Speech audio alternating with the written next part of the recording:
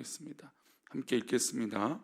한 마을에 들어가시니 나병한 자 10명이 예수를 만나 멀리 서서 아멘. 기도합니다. 하나님, 오늘도 예수를 닮고 예수로 인하고 또 예수님 때문에 오늘 하루가 의미가 있고 또 그렇게 살아가는 복된 하루가 되도록 인도하여 주옵소서. 주님, 우리 귀한 믿음의 백성들을 더욱 굳건하게 하여 주셔서 정말 하나님 기뻐하시는 은혜가 넘치게 하여 주시고 주님의 형상이 가득해서 우리 삶 가운데 나의 모습, 나의 의가 아니라 하나님의 의만 드러나게 하여 주옵소서. 날이 추워집니다. 이 추운 날씨 가운데도 우리를 지키시고 주님의 형상 가운데 우리를 돌보아 주옵소서. 이 시간 1000번대로 드려진 예물들이 있습니다. 범사에 감사하여 드려진 예물을 기뻐 받아 주옵시고 말씀을 나눌 때에 우리와 함께하여 주옵소서. 감사하고 거룩하신 예수 그리스도 이름으로 기도하옵나이다. 아멘. 우리가 가장 이제 화가 나거나 뭔가 불만이 생길 수 있는 것은 어떤 일 때문에 그런 이것이 스스로 합리해. 나는 화를 내도 돼라고 하는 그런 마음이 들 정도로 그런 포인트, 그런 이 기준들은 바로 이 평등이란 문제입니다. 어느 곳이든 뭐 교회든 뭐 세상이든 이 평등하게 기회가 주어지거나 아니면 이 불공정하다는 걸 느끼게 되면 화가 납니다. 뭐 실제로 한국 사회에 이 공정이라고 하는 문제로 인해서 실제 뭐 정치인 뭐 어떤 투표할 때 상당히 많은 부분들이 영향을 끼치고 또 그것이 실제로 투표율과 연결짓는 경우들이 굉장히 많죠. 특별히 우리나라 뭐 남성들, 뭐 여성들도 마찬가지지만 어떤 이 군 문제에 대해서는 굉장히 민감하죠. 그래서 합당한 이유도 없고 뭔가 이 편법이나 불법을 행하여서 다 이 국방의 의무를 행해야 되는데 군대를 가지 않다. 어떤 뭐 말도 안 되는 핑계다. 제가 개인적으로 뭐 그것으로 유명한 연예인을 꼽는다면 뭐 저희 때는 뭐 유승준이라고 하는 이 유명한, 지금까지도 그것이 계속 이어지고 오죠. 그 다음에 뭐 혹시 우리 성도님들 아시겠지 모르겠지만 MC 몽이라고 하는 유명한 뭐 가수, 힙합 가수라고 할 수 있는 그 사람, 뭐 치아가 이제 뭐 어떻게 빠졌다, 뭐 그것이 이제 물론 무죄가 났지만 사실 뭐 무죄여도 법적인 걸로 무죄일지 모르지만 뭐 합리적인 우리들이 또 생각들을 하게 되죠. 그러니까 왜 그런 이 분노가 생기냐면, 아니 당신들이 무엇인데 그런 특별하게 뭐 의무를 다하지 않고 군대를 가지 않는가라는 것이죠. 실제로 요즘은 이제 젊은 남자들 사이에서는 어떻게까지 이 문제를 확정시키냐면 이제 올림픽이나 아시안 게임에서 금메달, 올림픽은 이제 메달만 따도 되고 이제 아시안 게임은 금메달을 따야 군 면제를 받습니다. 근데 왜 군대 이 사람들이 뭐 면제 받을 정도로 이게 특별한가? 막 그런 얘기들 하죠. 뭐 근데 사실 이제 그런 뿐만 아니라 이제 예능에서도, 예체능에서도, 체육을 빼고 예능에서도 이런 군 문제 면제를 받는 경우들이 종종 있어서 뭐 국제 대회에서, 콩쿠르 대회에서 뭐 우승을 했다 그러면 이제 면제 조건들이 채워지기도 합니다. 근데 이런 것들이 요즘 최근에 이제 젊은 남자들 사이에서도, 남성들 사이에서 불공평하다 얘기합니다. 이게 왜 그러냐면 우리도 다 똑같은 사람이고 우리도 다 뭐 하는 건데 그것을 하지 않는다고 해서 면제를 받고 또 군대를 가야 한다는 건 불공평하다라는 것 때문에 그런 얘기를 하는 것이죠.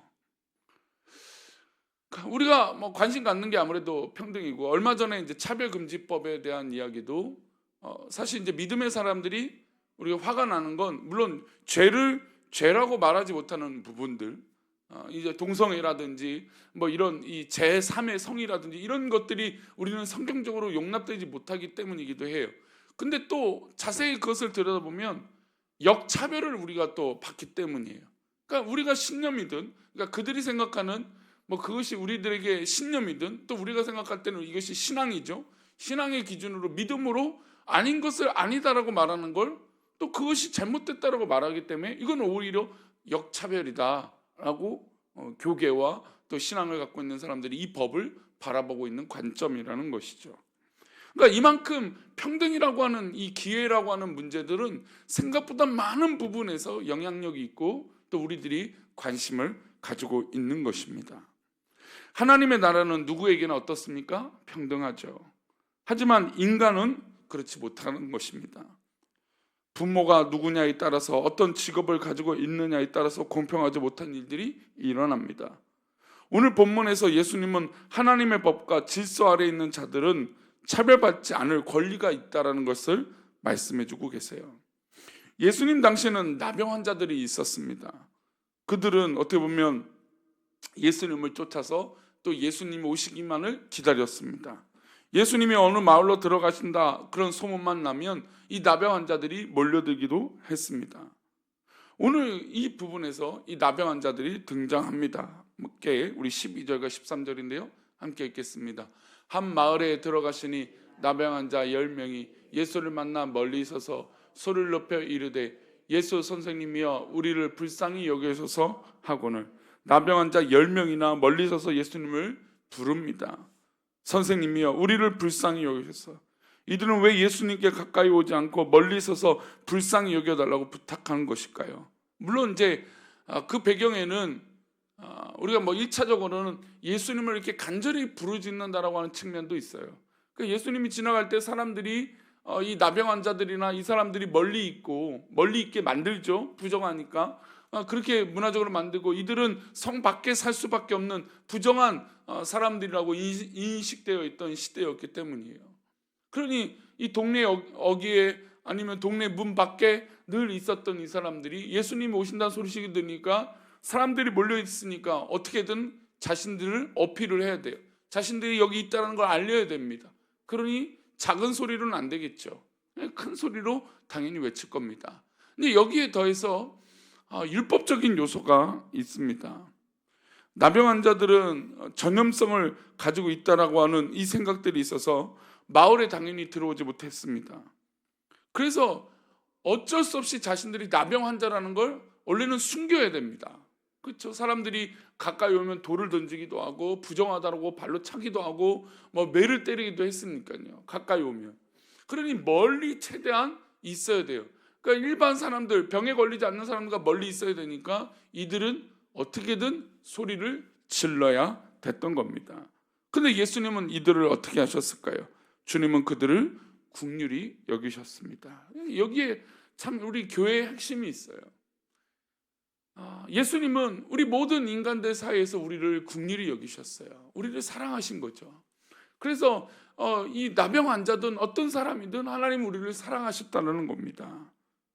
그리고 예수님께서 이렇게 소리질러 예수님을 찾았던 이들에게 너희들이 몸을 제사장들에게 가서 보여줘라 라고 말씀하시면서 그들을 치유해 주셨습니다.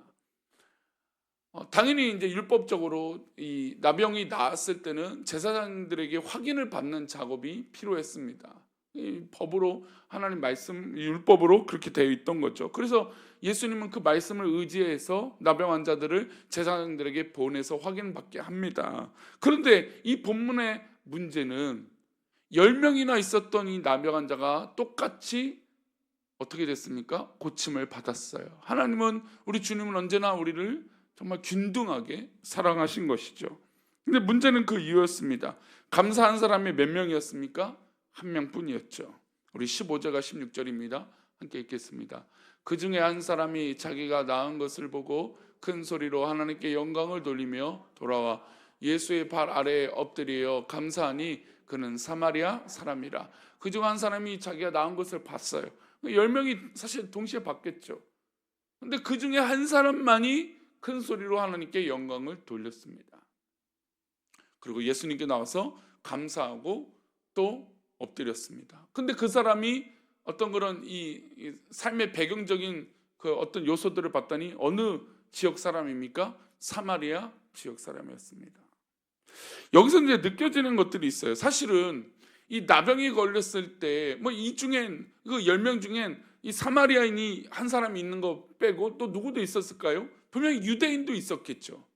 물론 뭐 헬라인도 있었을 겁니다. 여러 사람이 있었겠죠. 나병 환자들이 모이는 뭐 집성촌 같은 게 있었으니까. 그런 이 마을, 이 성 밖에 있었던 이 사람들 가운데 분명히 유대인도 있고 뭐 헬라인도 있고 사마리아 있는데 그 중에 오직 이 사마리아인만 온 겁니다. 그러면 지금 10명이 다 고침받는 중에 이 뭐 유대인이 있다고 해보겠습니다. 유대인이 분명히 있었을 텐데 그 유대인이 분명히 자기의 몸을 낫고 나서 누가 보였을까요? 사마리아인이 당연히 보인 거예요. 그러니까 지금 물론 예수님은 뭐 두 번째 치고 지금 함께 있는 누가 불편한 사람이 됐을까요? 똑같이 고침받았을 때? 예, 사마리아인이 눈에 거슬린 거예요. 원래는 나병이 걸렸을 때는 당신이 사마리아인이든 누구든 상관이 없었는데 막상 고침을 받으니까 원래 이 사마리아인과 유대인들은 상종을 하지 않으니까 함께 뭐 가까이 있지도 않고 사마리아인들을 뭐 짐승 취급을 했으니까 그러니 유대인들이 자신이 병에 걸려 있을 때는 아무 문제 없던 이 사람들이 이제 병이 낫고 나니까 어떻게 됩니까? 가까이 할 수 없는 존재가 돼버린 거예요.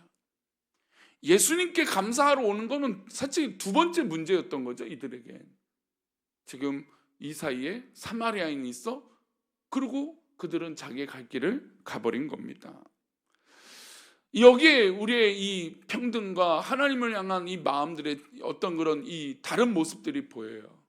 사실 우리는 다 이 말씀에 의지해서 보면 빗대어 보면 우리는 다 똑같이 예수님의 사랑을 받고 구원받은 믿음의 백성들이 모여 있는 교회입니다. 근데 교회 안에 우리가 주님의 사랑으로 고침을 받고 위로를 받고 해결이 되었는데 어떻습니까? 그 이후에 문제가 생기는 거예요. 어떤 문제냐? 나는 저 사람과 다르다는 거죠. 나는 저 사람의 신분과 배경과 환경과 다르다라고 하는 이 자발적 자의식들이 커지기 시작합니다.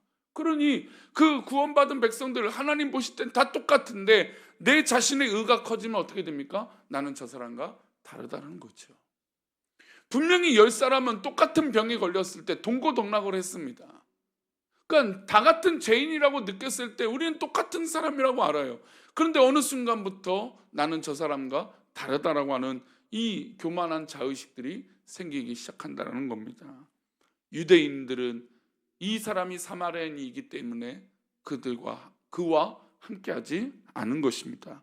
당연히 또 이들은 유대인으로서 그런 특권을 생각하니 지금 누가 고쳐줬다는 걸 잃어버렸습니까? 예수님이 고쳐준 것을 잃어버리게 됩니다. 그러니까 교만이라는 것 그리고 어떤 뭐 집단적 이기주의라는 게 바로 이렇게 무서운 결과를 낳아요. 그러니까 하나님께서 사랑하셔서 고쳐주셨는데 그것을 잃어버린 만큼 어떤 그런 이 이기주의나 어떤 교만과 어떤 자기애가 커지면 이렇게 돼버린다는 것이죠. 사마리아인은 병에 걸린 후부터 유대인들과 어떤 동질 의식, 뭐 반대로 유대인들도 사마리아인과 똑같은 이 나병 걸린 이런 사람이다 이랬을 텐데 이들은 다른 의식을 가지게 된 것입니다. 그리고 사마리아 사람은 주님께 간절하게 엎드려서 감사의 표현을 합니다. 그 주님은 그 사마리아 사람을 보셨죠. 그리고 주님은 그를 보시고 나머지 9을 찾으십니다. 우리 17절과 18절인데요. 함께 읽겠습니다.